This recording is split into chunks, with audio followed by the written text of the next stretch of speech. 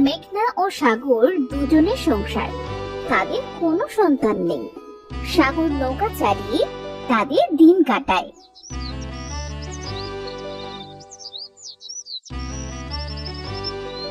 এই নাও, এই পান্তা ভাতগুলো খেয়ে তারপর নৌকা চালাতে যাও।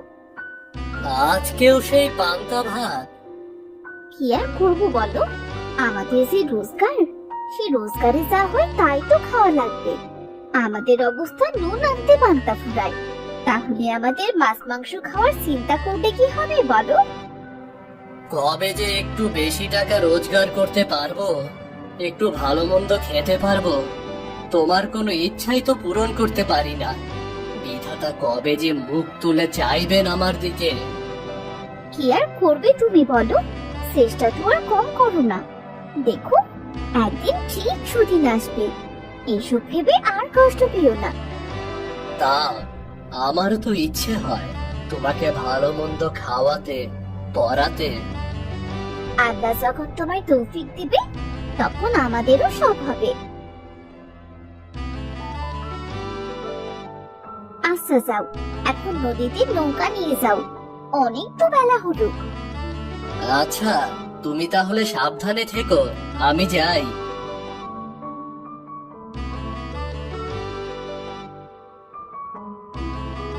এদিকে মেঘনার অনেক বাগান করার শখ, সে চাল কুমড়োর গাছ লাগিয়েছে। মেঘনার গাছে দুটো মস্ত বড় চাল কুমড়া ধরেছে। দেখছি অনেক বড় বড় চাল কুমড়া হয়েছে। এতগুলো গাছে রাখলে বৃষ্টি এলে তো সব নষ্ট হয়ে যাবে। তার থেকে পেরে আমি ঘরে নিয়ে রেখে দিই, উনি ঘরে আসলে বাজারে বিক্রি করতে পাঠাবো, তাহলে কিছু টাকা পয়সাও আসবে।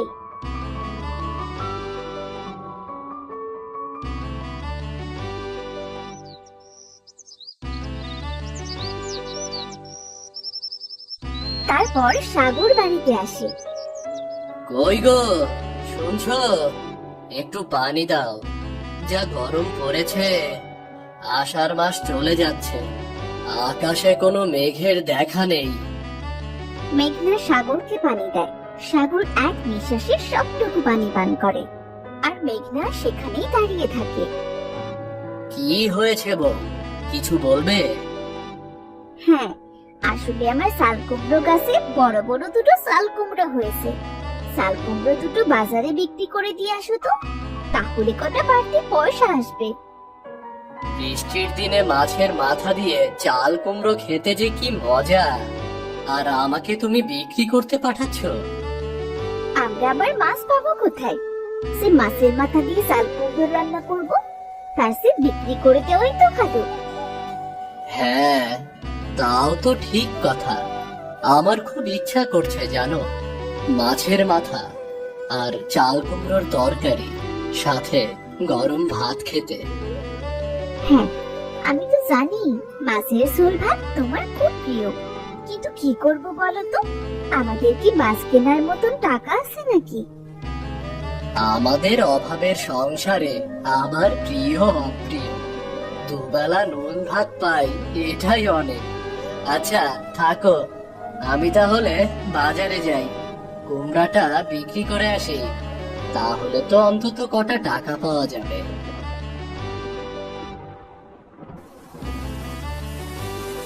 হঠাৎ বৃষ্টি শুরু হলো। এই বৃষ্টির মধ্যেই বাজারে যাবে? আচ্ছা, একটা চাল কুমড়ো তুমি বিক্রি করে মাছ কিনে আনো, আর আরেকটা চাল কুমড়ো দিয়ে মাছ দিয়ে রান্না করবো না হয়। হ্যাঁ যাই, ঘরে বসে থেকে আর কি করব? চাল কুমড়াটা বিক্রি করতে পারলে কিছু নুন ভাত জুটে যাবে, আর যদি মাছ না পাই তবে কুমড়োটাই না হয় নিরামিষ তরকারি হবে, কি বলো? আচ্ছা যাও, তবে সাবধানে যেও।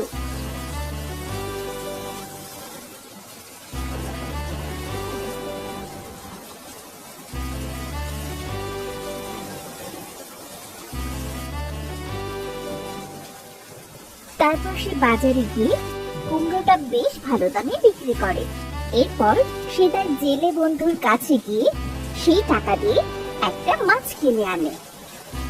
বন্ধু, আজকে বাজারে মাছের দাম কেমন? বন্ধু, আজকে বাজারে বিক্রি খুবই কম। বৃষ্টির জন্য বাজারে মানুষজন তেমন একটা নেই। তুমি একটা মাছ নিতে পারো, তবে বেশি দাম নেব না তোমার কাছে। বন্ধু, আমার কাছে বেশি টাকাও নেই। তুমি এই টাকার মধ্যে আমাকে একটা ভালো দেখে মাছ দাও দেখিনি। আচ্ছা বন্ধু, এই নাও। আমার বন্ধু যখন খেতে চেয়েছে, তাহলে এই বড় মাছটাই নাও। তোমার কাছে যা টাকা আছে তাই দাও। তোমাকে অনেক অনেক ধন্যবাদ বন্ধু। এই বৃষ্টির মধ্যে অনেক মাছ খেতে ইচ্ছে করছিল, কিন্তু গরিব মানুষের কি আর শখ আছে? তুমি আমাকে অনেক উপকার করলে। হ্যাঁ বন্ধু, বাড়ি গিয়ে মজা করে মাছ ভাত খাও, কেমন? তারপর মস্ত একটা মাছ কিনে সাগর মাছি। জেলে বন্ধুর কারণে আজকে মাছটা ভালোই সস্তা পেলাম। আর পাবোই না কেন? একেই তো বৃষ্টির দিন, বাজারে খদ্দের নেই।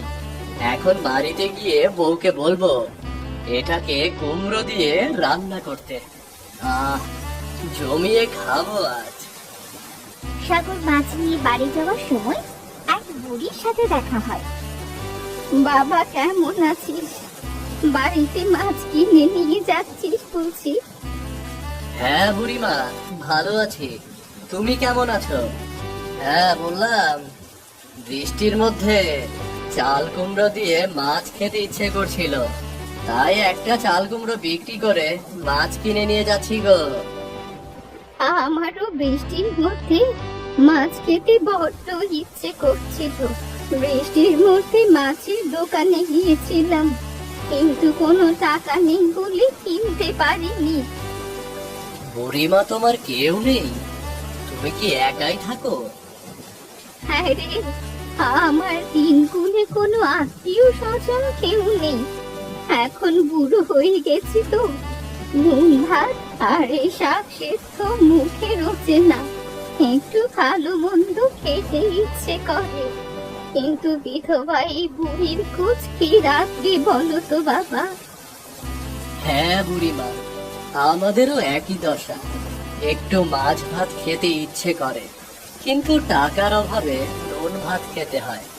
কতদিন পরে যে মাছ কিনেছি তার কোনো হিসাব নেই। হ্যাঁ রে বাবা, আমিও যে কতদিন ভাত মাছ খাইনি। শাক সিদ্ধ আর নুন ভাত খেয়ে আমার যে আর ভালো লাগে না। বুড়ো বয়সে একটু ভালো মন্দ খাবো, কিন্তু আমার কপাল যে এত ভালো না। আচ্ছা বুড়িমা, তুমি এক কাজ করো, আমার সাথে চলো আমাদের বাড়িতে, কেমন? তুই আমায় চিনিস না, জানিস না, তোর বউ কি না কি মনে করবে। না রে বাবা, তোরাই বরং মন ভরে খা। না বুড়িমা, আমার বউ তেমন মানুষ নয়। আমার বউ তোমাকে দেখলে নিশ্চয়ই অনেক খুশি হবে। তুমি চলো বুড়িমা, তোমারও কিন্তু অনেক ভালো লাগবে, বুঝলে? তুই যখন এত করে বলছিস, তো চল বাবা, তোদের বাড়ি থেকে ঘুরে আসি।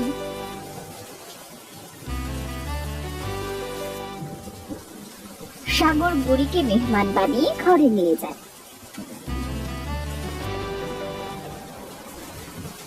দেখো বউ, আমি কাকে সাথে করে নিয়ে এসেছি। এটা কি? ওনাকে তো চিনলাম না। এই বুড়িমার কেউ নেই, তার কোনো আত্মীয় স্বজন নেই। তার অনেক মাছ ভাত খেতে ইচ্ছে করছিল, তাই সে বাজারে মাছ কিনতে গিয়েছিল, কিন্তু টাকার অভাবে কিনতে পারেনি।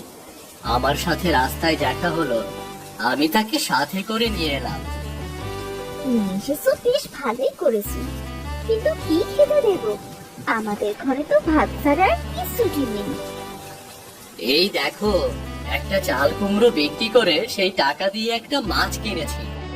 এখন আমরা চাল কুমড়ো দিয়ে মাছ রান্না করে বৃষ্টির মধ্যে মজা করে খাবো। আচ্ছা, ভালো করেছো।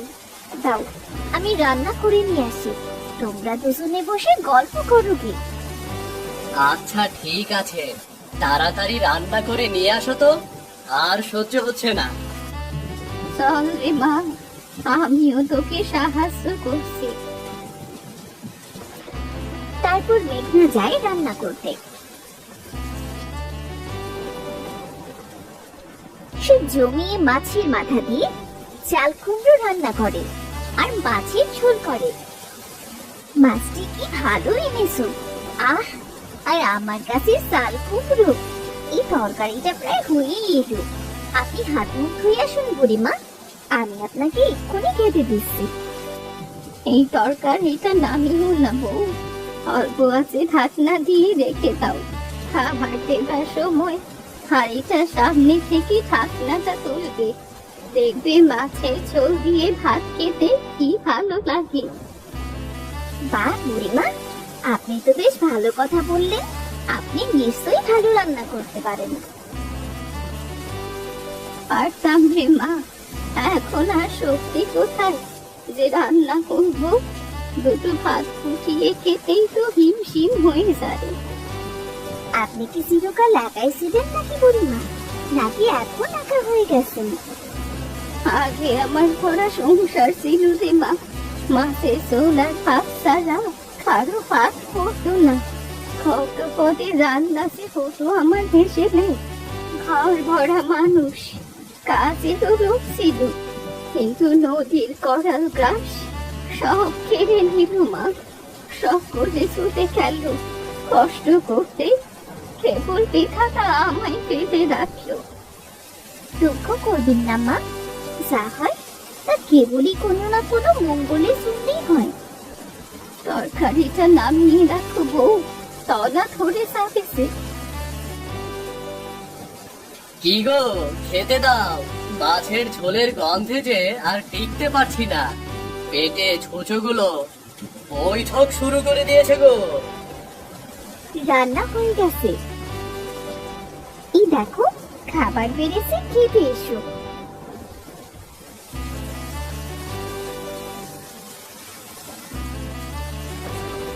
দেখেই খেতে ইচ্ছে করছে। কতই না মজা হয়েছে। আহ, কতদিন বাদে মাছ খাবো। বুড়িমা, বসো খেতে। আর তুমিও বসো, আজকে তৃপ্তি করে খাও। হ্যাঁ রে, আমিও কতদিন বাদে মাছ খাবো, তার কোনো হিসেব নেই।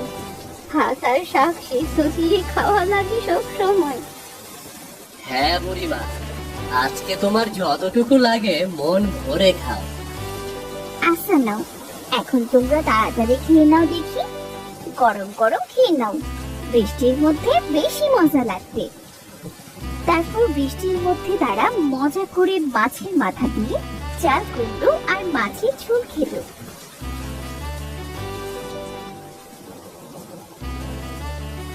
তোদের প্রতি আমি অনেক কৃতজ্ঞ।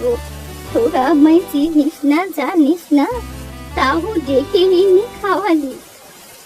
আপনার আমাদের বাড়িতে ভিজিট ছিল, এই জন্যই আপনি খেয়েছেন।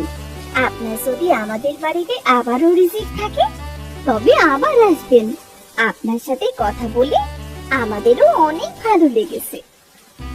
বুড়িমা, তুমি বেঁচে থাকো, আল্লাহ তোমাকে টাকা দেবে। আমি আবার মাছ কিনলে তোমাকে আবার ডেকে এনে খাও, বুঝলে?